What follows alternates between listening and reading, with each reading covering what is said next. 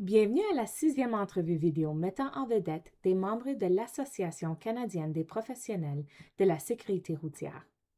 Je m'appelle Christine Darbel et je suis membre du comité de rédaction du bulletin du réseau de sécurité depuis 2025, en plus d'être directrice principale des affaires publiques à la CAA.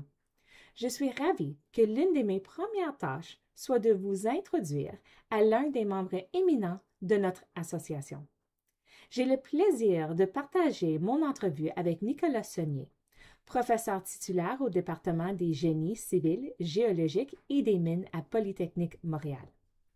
Le transport intelligent, la sécurité routière et la science des données dans le domaine du transport sont quelques-uns des sujets de recherche de Nicolas.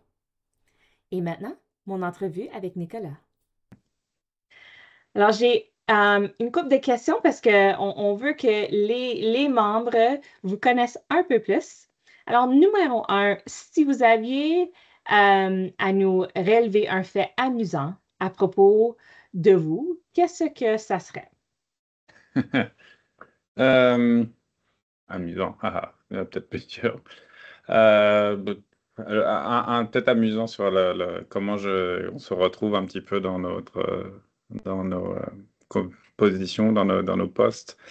Euh, En fait, là, justement, je suis au département de génie civil, en transport, rattaché au programme de génie civil. Et on est un petit peu en transport, on est peut-être un petit peu parfois à part là, on est souvent classifié ou rattaché, en tout cas en génie, au génie civil, mais déjà, c'est très multidisciplinaire comme domaine. Puis je suis pas ingénieur civil, je suis plutôt ingénieur en données et même à l'origine en télécom. Ce qui est amusant, là, j'ai fait mes études en France, et c'est que à l'époque, on passe des concours, on se prépare, puis on peut rentrer aux écoles d'ingénieurs, on passe des concours pour différentes écoles dans le système français.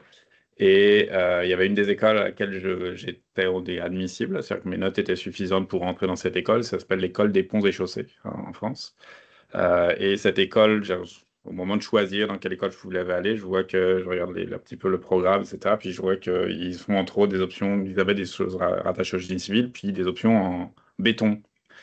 Et là, je me suis dit, béton, ça m'intéresse pas. Je savais même pas vraiment ce que c'était. Ça m'intéresse pas, aucune chance que j'irai jamais m'intéresser à ce genre de sujet-là. Et donc, je suis allé à une école en télécom, où j'ai fait déjà de l'intelligence artificielle.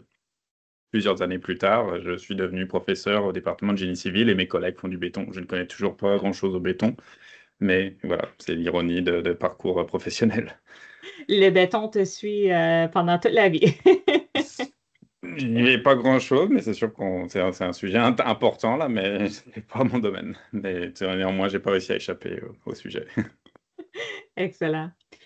Ma deuxième question, c'est qu'est-ce qui vous a amené à travailler dans le domaine de la sécurité routière? Pourquoi la sécurité routière? Je sais pas je ne connais pas les réponses des autres, mais je pense, un petit peu le même genre. Il y a ma première réponse précédente sur le parcours. Là, c'est sûr c'est pas forcément, la réponse directe, c'est le hasard. C'est un sujet, le hasard là, une fois que j'ai fini mes études d'ingénieur, j'étais intéressé à faire un doctorat. Et puis un des sujets qui était que qui- que j'avais rencontré, puis avec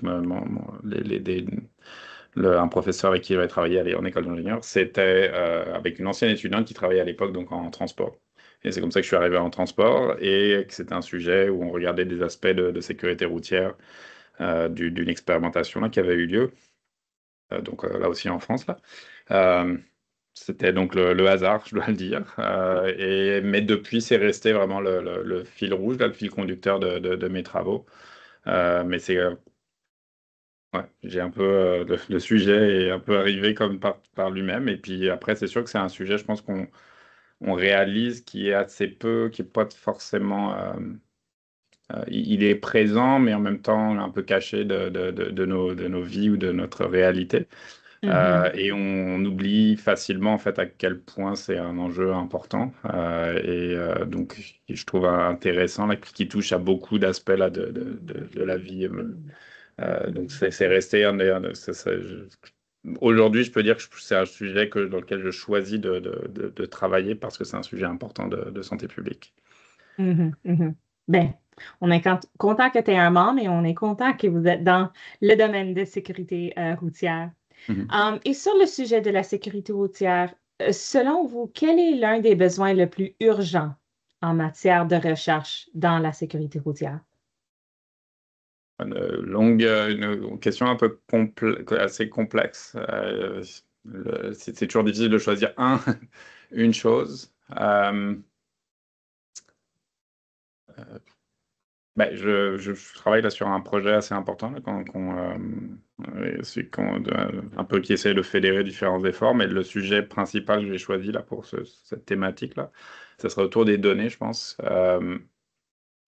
Bon, c'est aussi mon sujet là, on le mentionnait au début en profil là, je m'intéresse beaucoup à l'analyse de données, à cet aspect central là, parce que la plupart on pense en sécurité routière, puis on pense travailler avec les données d'accident. C'est sûr que c'est ça qui se passe, puis c'est ça qu'on veut empêcher.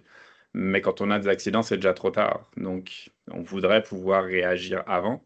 Et donc, là encore, c'est ça que j'ai commencé justement dans mon doctorat, c'était de s'intéresser à d'autres méthodologies, donc qui nécessitent pas d'attendre que des accidents se produisent.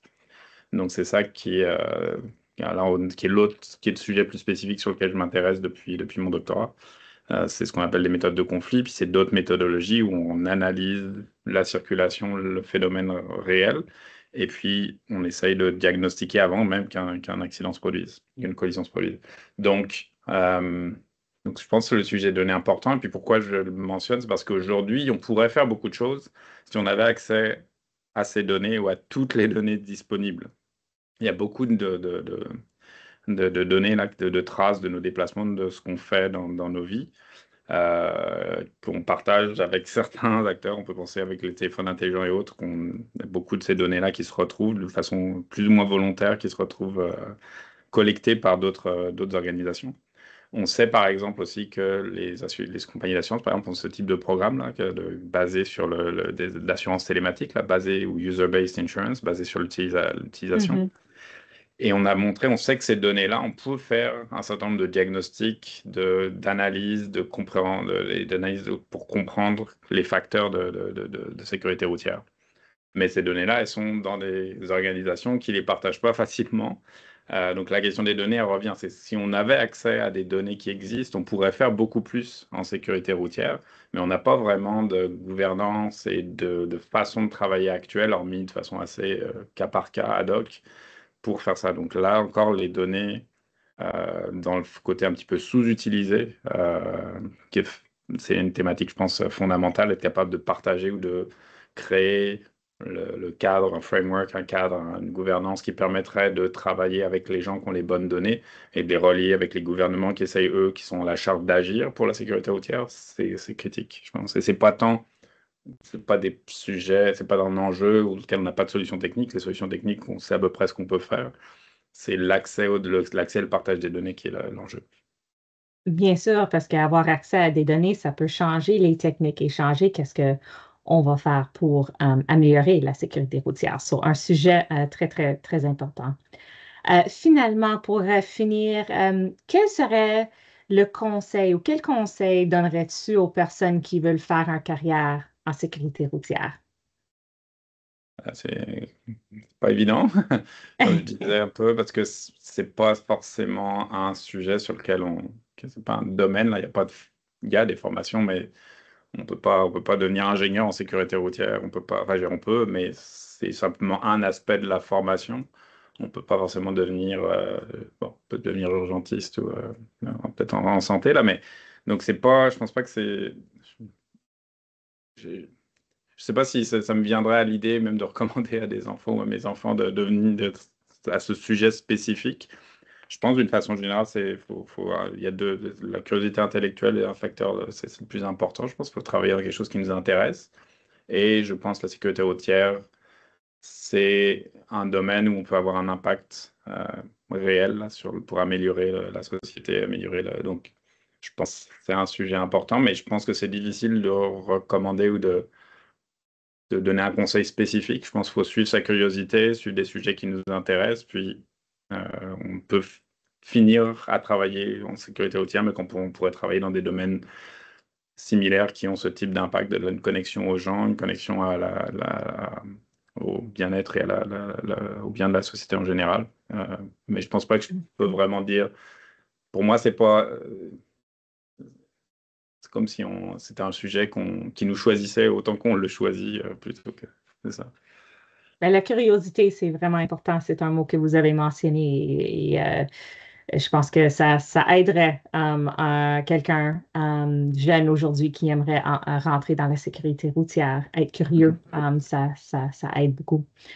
Ben ça, c'est toutes mes questions. Merci beaucoup de nous avoir accordé de votre temps aujourd'hui. À toutes les personnes qui seraient intéressées à nous faire part de leurs expériences en matière de sécurité routière dans le cadre d'un prochain entrevue, même en français, si vous aimeriez, comme celle-ci, mettant en vedette des membres, je vous invite à nous écrire à l'adresse info@carsp.ca.